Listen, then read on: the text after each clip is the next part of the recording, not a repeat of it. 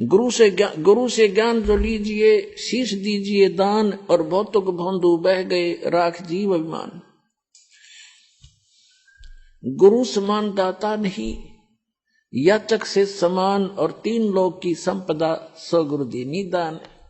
फिर क्या बताते हैं कि कबीर तन मन दिया तो भला किया, सिर का दासी भार, और जय कभू ये कह दिया कि मैंने दे दिया तो बहुत सहेगा मार।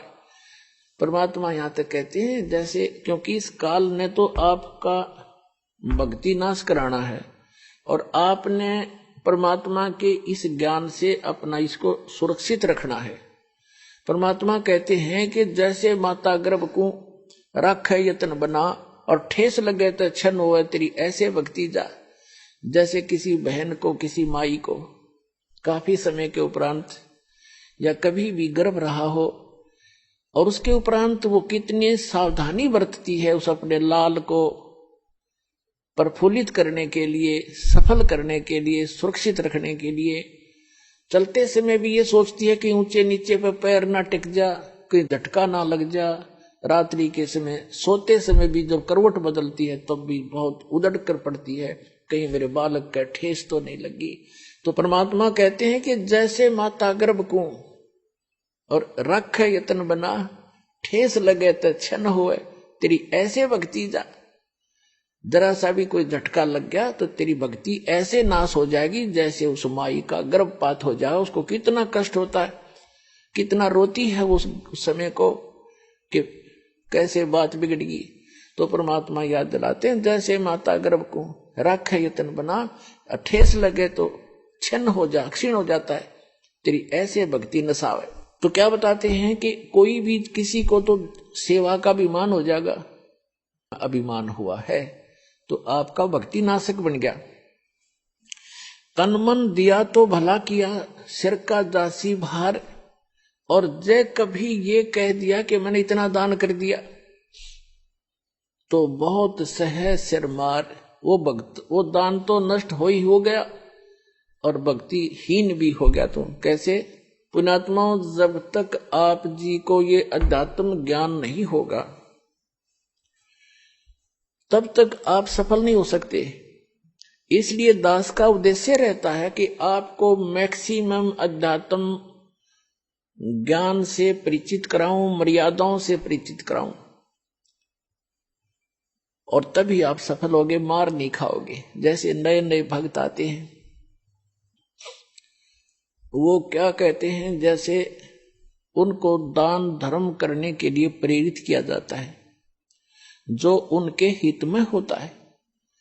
पुण्यात्माओं, एक पुराने समय में जब हमारे पूर्वजों के पुण्य अच्छे होते थे, जब कभी कोई वर्षा ना होती थी, गांव के लोग इकट्ठे होते थे और एक सामूहिक भंडारा करते थे, कलेक्शन करके सब तय, और मीठे चौड़ बनाया करते और आपे बना के आपे खाया करते, बैठ कर भगवान तरस कराया करते। न्यों क्या करते, धर्म कर दिया, राम बरसेगा, और वो वर्षा हो जाया करती थी।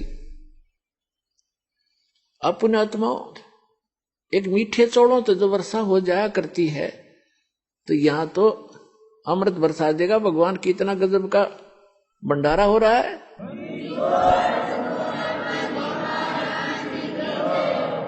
एक भक्त के साथ 2 भक्त और व्यक्ति आगे, आम जैसे सत्संग में हम अलाउड करते हैं, आ जाओ भाई, आ जाओ, सत्संग भी सुन लेंगे। तो उन्होंने देखा यहां जहां भी सत्संग हमारा चल रहा है कि क्या करते हैं, गरम गरम चाय की टैंकी भरी है, और गर्मियों के दिन में कहीं नींबुओं के टोकरी की टोकरी भरी है, चीनी की बोरी खोल रखी है, और भगत काटे नींबू बिलाओ, पानी बनाओ, सेकंड गुट गुट पियो, कोई खाना खा रहा है, कोई दूध पी रहा है, कहीं हलवा मिल रहा है।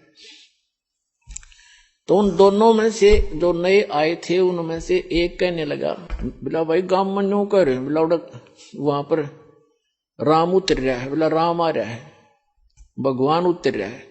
वो दूसरा बुद्धिमान था, वो कहने लगा, रहा ऐसा धर्म जहां पर हो, ऐसा धर्म हो रहा हो, वहां तो राम ना उतर रहा हो तो उतर जा।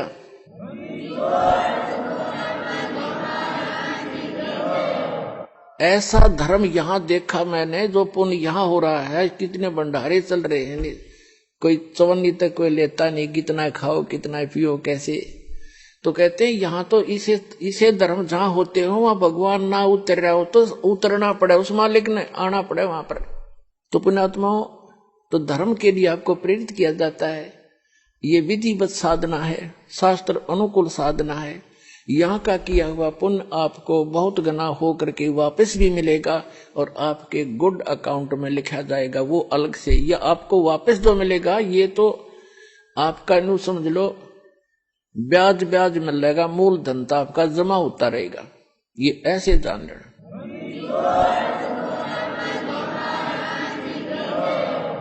तो जैसे हम दान धर्म के लिए प्रेरित करते हैं और इस दान से ही आपको कहते धर्म तो दसके नहीं दसके तीनों लोक, और खैर आए तुम्हें खैर है कि जय तंपोक, धर्म का नाश नहीं होता। पुण्यात्माओं, एक दिन ये तीनों लोकों का भी नाश होगा, लेकिन आपका किया हुआ पुण्य वो कभी नाश नहीं होगा, आपके साथ सदा बना रहेगा। कहते धर्म तो धसके नहीं, धसका माने धर्म का नाश नहीं होता, ते धसके तीनों लोग और खैरायत में खैर है। खैरायत माने दान करण में ही आपकी खैर है, सुरक्षा है। और कीजे आत्म पोख, अब यहां कोई भी भक्त आता है खाना खाने नहीं आता, वो तो परमात्मा की महिमा सुनने आता है। और ऐसे साधु भाव में कोई भी आवेगा, यहाँ कोई आदमी नहीं आ सकता किसी के पास आज समय नहीं है जो वैसे यहाँ जावे। वो परमात्मा की एक प्यारी आत्मा आता है, चाहे उसने वो नाम नहीं भी लिया है ना लेना चाहता, यहां आने वाला व्यक्ति उस परमात्मा का एक VIP समझ लो, उस भगवान की एक प्यारी आत्मा है, कुछ दिनों में समझ में आ जाएगी, उसका नाम भी ले लेगा। तो यहां आए वाला भक्ति भगवान के लिए आया है, ना कि खाने के लिए। और ऐसे भक्त को यहां खाना खिलाना, उसको भोजन में सहयोग देना भंडारे में, इसके पुण्य की कोई गिनती नहीं। अब क्या प्रसंग चल रहा कि जैसे कई भक्तों को प्रेरणा दी जाती है कि भाई आप जोत बोलो हवन के लिए। देखो पुण्यात्मा, हमारे कई प्रकार के पाप हमने इकट्ठे कर रखे हैं। जैसे एक दास ने एक वाणी बोली थी भगवान की कि मानत नामन मोरा साधो मानत नामन मोरा रे, और बार बार मैं ये समझाऊं जग में जीवन थोड़ा रे। फिर क्या बताते हैं कि शरण पड़े को गुरु संभाले जान का बालक भोरा रे, और कह कबीर तुम चरण चित राखो जो सुई में डोरा रे।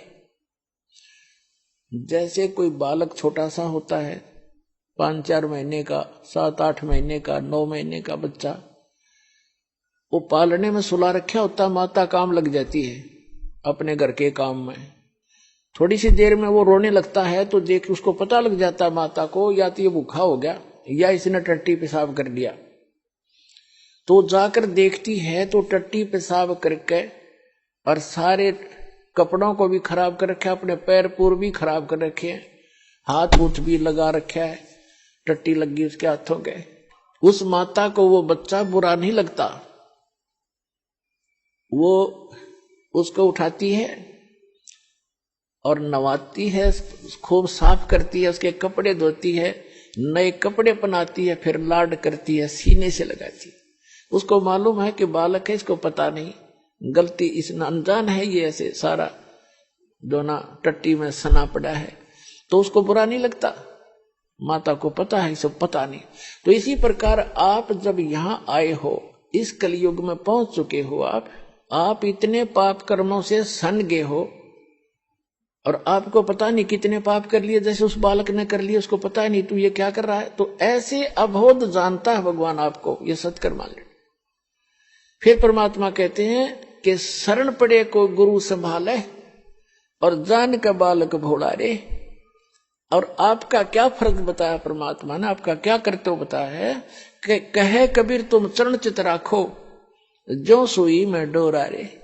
आप अपने गुरुदेव के प्रति इतना लगाव बना कर रखना अटूट, जैसे सुई के अंदर धागा डाल दिया जाता है और नीचे गांठ लगा दी जाए तो वो सुई के साथ लटकता ही रहता है। कहते हैं कहे कबीर तुम चरण चित राखो, उस अपने गुरु जी के चरणों में ऐसे चित राखो जो सुई में डोरा रे। यानी अखंड लगाव बनाए रखना। तो आप जी के जो पापों को ऐसे धोएगा गुरु जी इस सत्संग रूपी जल से, और फिर आपको भक्ति से चार्ज करेगा, दूध पिलाएगा। अपने आत्माओं आपको कंपलसरी कर रखा है कि 4 महीने के अंदर आपने आना ही पड़ेगा जो भारतवर्ष में रह रहा है। किस लिए कहा गया है? ये बच्चे हैं, आप अपने बच्चों को एक रोजी रोटी के लिए पढ़ाते हो कि मेरा बेटा या बेटी पढ़ के कोई शिक्षा ग्रहण करके ये कोई उच्च पोस्ट प्राप्त कर ले या अपना धंधा ठीक कर लेगा। उसको 16 वर्ष का समय, 15 वर्ष, 20 वर्ष का समय दे देते हो, बेटा और ट्रेनिंग कर ले, फलाना कर ले, बढ़िया रोजगार हो जाएगा। और आत्म कल्याण के लिए आपके पास क्या 365 में तो 30 दिन भी नहीं मिलते, तो फिर कैसी भक्ति करोगे? किसा तुम फिर ड्रामा, फिर तो ड्रामेबाजी है। तो कहने का भाव ये है कि आप जी को इसलिए बुलाया जाता है कि यहां आने से आपको घना पुण्य मिलेगा। आपकी आत्मा को ऐसे परिपूर्ण कर दिया जाता है जैसे बच्चा छोटा सा गली में खेल रहा होता है। माता को पता है कि खेल में व्यस्त है और समय पर आहार इसको नहीं कराऊंगी तो ये दुर्बल हो जाएगा, बीमार भी हो सकता है, रोगी भी हो सकता है। वो खेल रहा होता है अपने बच्चों में, भाई बहनों में बाहर, और व्यस्त होता है। माता उसको उठा के लाती है कि चल दूध पी ले। वो रोता भी है, वह घसीट कर लाती है कि ना चलना पड़ेगा, चल। उसको दूध पिला देती है, फिर छोड़ देती है। वो तो दूध पीता पीता भी समझा कि छोड़ दे माँ, भाग लू मैं। माँ को पता है कि इसमें मैंने पाइया दूध डाल दिया, इब कितना खेल ले हो, शाम ने फिर डाल दूंगी।